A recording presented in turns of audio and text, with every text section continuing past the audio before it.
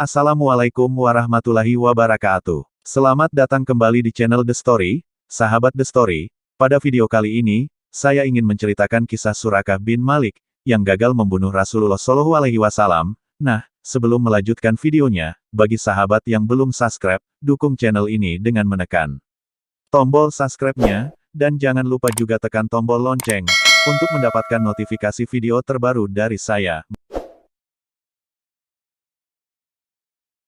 Kisah Surakah bin Malik, 4 kali gagal membunuh Nabi Muhammad SAW dengan pedangnya, terjadi saat Rasulullah bersama Abu Bakar As-Siddiq melakukan perjalanan hijrah ke Madinah. Saat itu, upaya kaum kafir Quraisy untuk membunuh Nabi Muhammad terus dilakukan.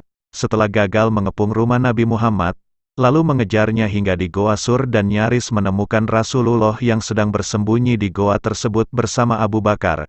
Setelah berhasil keluar dari Mekah, dalam perjalanan hijrahnya ke Madinah, Nabi kembali mendapat ancaman pembunuhan.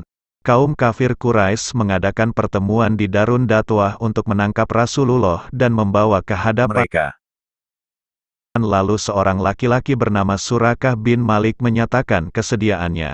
Dengan memacu kudanya, Surakah berhasil mengejar Rasulullah yang dalam perjalanan ke Madinah bersama Abu Bakar As-Siddiq. Malaikat Jibril kemudian turun dan berkata pada Rasulullah, "Wahai Rasulullah, Allah telah menundukkan bumi ini untuk menaati perintahmu." Maka saat Surakah tepat berada di belakang Rasulullah sambil menghunus pedangnya, tiba-tiba ia terjatuh, dan terperosok ke dalam bumi. Sementara itu Rasulullah pura-pura tidak tahu dan melanjutkan perjalanan. Lalu Surakah memanggil, "Hai Muhammad, tolonglah aku. Aku tidak akan membunuhmu. Marilah kita berdamai." Rasulullah pun menolong Surakah. Setelah selamat, Surakah yang sudah terobsesi dengan hadiah 100 ekor unta kembali menghunuskan pedangnya. Saat ujung pedang Surakah hampir mengenai kulit Rasulullah, tiba-tiba Surakah kembali terperosok ke dalam bumi untuk kedua kalinya. Surakah pun kembali berteriak meminta tolong kepada Rasulullah. Dan Rasulullah pun menolongnya lagi. Setelah selamat, Surakah pun mendekat dan bersimpuh di hadapan unta yang dikendarai Rasulullah. Seraya berkata, "Wahai Muhammad, beritahukanlah kepadaku tentang Tuhanmu. Sekiranya dia memiliki kekuasaan sehebat itu, apakah Tuhanmu itu terbuat dari emas ataukah perak?" Rasulullah pun menundukkan kepalanya. Dan malaikat Jibril pun datang membawa wahyu, yakni surat Al-Ikhlas sebagai jawaban atas pertanyaan Surakah.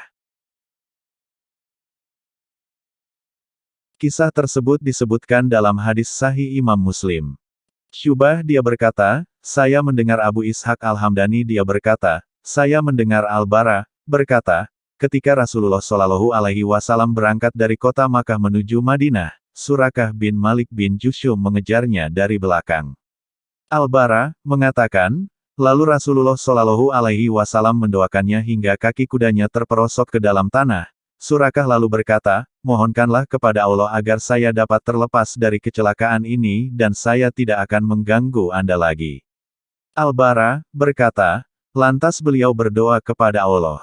Hadis riwayat Muslim, nomor 2009 Syarah Sahih Muslim, Sahih. Beberapa tahun setelah Nabi hijrah ke Madinah dan kembali ke Mekah dalam peristiwa Fathu Makkah, Surakah langsung menyambut kedatangan Nabi Muhammad dan menyatakan diri masuk Islam karena terkesan dengan akhlak Nabi. Wallahu a'lam. Demikianlah kisah Surakah bin Malik, yang gagal membunuh Rasulullah Shallallahu Alaihi Wasallam.